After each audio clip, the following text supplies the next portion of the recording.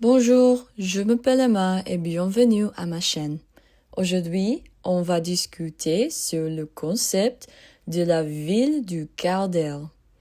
En première, je vais expliquer la définition. La ville du quart d'heure est une ville où chaque habitant peut trouver tout ce dont il a besoin. Vivre, travailler, se nourrir, apprendre, faire du sport, s'épanouir, à moins de 1 kilomètre de chez lui, soit 15 minutes à pied. C'est un modèle urbain sans centre où chaque quartier devient complet et autonome. L'origine du concept est par Carlos Moreno. Créé en 2014 par Carlos Moreno, qui est le cofondateur et directeur scientifique de la chaire Entrepreneuriat, Territoire, Innovation ETI de l'AEI Paris Sorbonne Business School. Ce modèle vise à réduire les déplacements inutiles et à améliorer la qualité de vie. Selon Moreno, les longs trajets ont accéléré nos vies au détriment de la famille, les loisirs et de l'environnement. La ville du quart d'heure, il a dit, est une démarche politique de longue durée.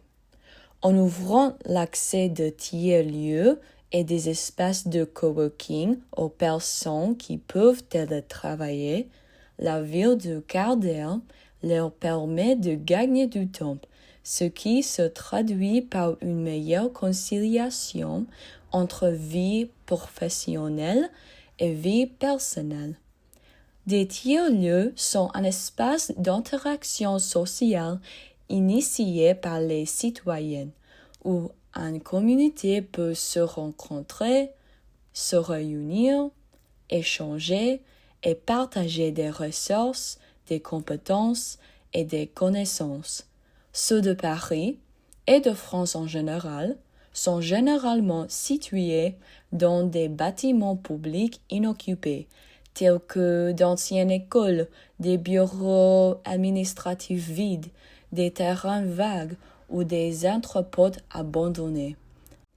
Ils abritent souvent des associations locales, des groupes communautaires, de jeunes entreprises et des espaces de coworking abordables, en plus d'espaces ouverts au grand public. De plus, elles favorisent la cohésion sociale en encourageant les rencontres entre les habitants dans des espaces publics de proximité. Les idées ont devenu populaires après le COVID-19 lorsque les confinements ont limité les déplacements à un rayon d'1 kilomètre. Il y a des exemples internationaux comme Copenhague, Melbourne, Ottawa, Portland, Milan, qui travaillent sur une adaptation mondiale du concept d'une ville du quart d'heure. Il y a 3 principes clés de la ville du quart d'heure. La diversité fonctionnelle, le rééquilibrage des quartiers et le chrono-urbanisme. Le point essentiel est de réfléchir à plusieurs usages pour une même infrastructure. Carlos Moreno suggère de reconvertir les bâtiments inutilisés en espaces de coworking, d'organiser des courses de langue dans les cafés ou des concerts dans les bâtiments publics le week-end. À Paris, les écoles sont repensées comme des capitales de quartier, rénovées et ouvertes en dehors des aires de classe pour proposer des activités sportives, récréatives et culturelles. Des autres exemples sont un atelier de réparation d'objets implanté dans un commerce de proximité ou une discothèque transformée en salle de sport pendant la journée. Carlos Moreno a combiné différentes approches dont notamment le chrono-urbanisme, qui est une discipline visant à définir les conditions d'une meilleure utilisation du temps de la vie. Son concept aussi privilégie la volonté politique, comprendre le territoire et identifier les déséquilibres à corriger. Le concept de ville de quart d'heure étant la clé du rééquilibrage des quartiers. Le changement dépend en premier lieu des gouvernances locaux qui doivent s'approprier cette idée et donner l'impulsion. Selon l'avis de nombreuses villes, les villes ont besoin de la ville du quart d'heure en raison de la croissance rapide de la population urbaine, qui est multipliée par 5. En 1990, une personne sur 10 vivait en ville. Mais maintenant, en 2025, une personne sur 2 vit en ville. Avec plus de monde, il y a plus de voitures, plus de circulation et donc plus de besoin pour les gens d'être dehors. Nombreux sont ceux qui vivent loin de leur travail, de leurs loisirs ou qui n'ont pas le temps d'entretenir des relations sociales. L'objectif est de reconstruire l'humanisme urbain par la proximité. Le modèle de la ville de quart d'heure permet de réduire considérablement les émissions de gaz à effet de serre en encourageant par l'architecture et la géographie les déplacements à pied ou à vélo pour accéder aux ressources locaux plutôt qu'en voiture. Dans d'autres mots, le concept crée plus de temps pour soi et ses proches pour mieux vivre avec ses voisins et collègues et réduire son empreinte carbone dans une ville plus inclusive. Il existe à Paris de nombreux problèmes systémiques qui peuvent être identifiés et résolus grâce à ce concept. Zonage monofonctionnel fait une séparation des zones résidentielles, commerciales et industrielles, dépourvues de diversité et d'interaction humaine. La diversité fonctionnelle est essentielle à la dynamique et à la sécurité des quartiers. La démolition de quartiers pour créer des complexes résidentiels et des centres commerciaux détruisent les liens sociaux et l'environnement. Aussi, les autoroutes et parkings font une dégradation des espèces piétonnières et la fragmentation des quartiers. Aussi, la destruction des quartiers historiques détruit la connexion avec la société moderne, avec l'histoire de Paris et sa culture. D'aménagement de rues piétons, de zones accessibles à pied et de pistes cyclables sont plus saines, plus esthétiques et plus pratiques. Aussi, protéger le patrimoine architectural pour préserver des quartiers dynamiques et attractifs est plus important pour une ville aussi ancienne et emblématique que Paris. Le gaspillage d'espèces ou les espaces ouverts mal conçus, tels que les grands parcs ou les places sans fonction claire, peuvent devenir les lieux de criminalité. Les petits parcs et les places intégrées harmonieusement à la société réduisent les risques de criminalité. Le grand problème systémique est le processus d'urbanisme exclut la participation des habitants. Les habitants doivent être informés des transformations de leur quartier et impliqués dans les décisions qui les concernent. Aussi intéressant que soit ce concept, il présente néanmoins certains défis et limites.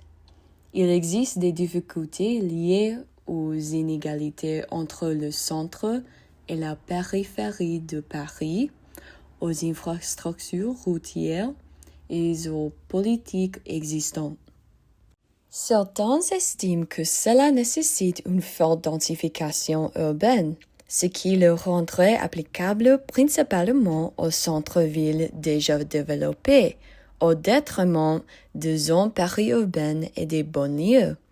Les quartiers du centre de Paris bénéficient déjà de la logique de la ville de quart d'heure, contrairement aux zones périurbaines. Alors Ce concept est pertinent uniquement dans les métropoles. La relocalisation des espaces publics, services et équipements situés là où ils seraient le mieux accessibles et à proximité optimale pour tous peut devenir une source de désagrément pour certains autres. Diversité sociale dans les politiques de logement peut devenir complexe et politique. Aménager de voies piétons et cyclables dans chaque arrondissement nécessite des connexions intelligentes avec le reste du réseau routier, les transports en commun et les aires de stationnement. D'autres craignent qu'en concentrant tous les services dans un petit périmètre, on crée des micro-quartiers où les résidents pourraient se sentir isolés ou enfermés dans leur propre quartier, ce qui est contraire à l'objectif visé par ce concept. Maintenant que j'ai expliqué les avantages et les limites de la ville du caractère, je vais présenter les critiques et les théories du complot.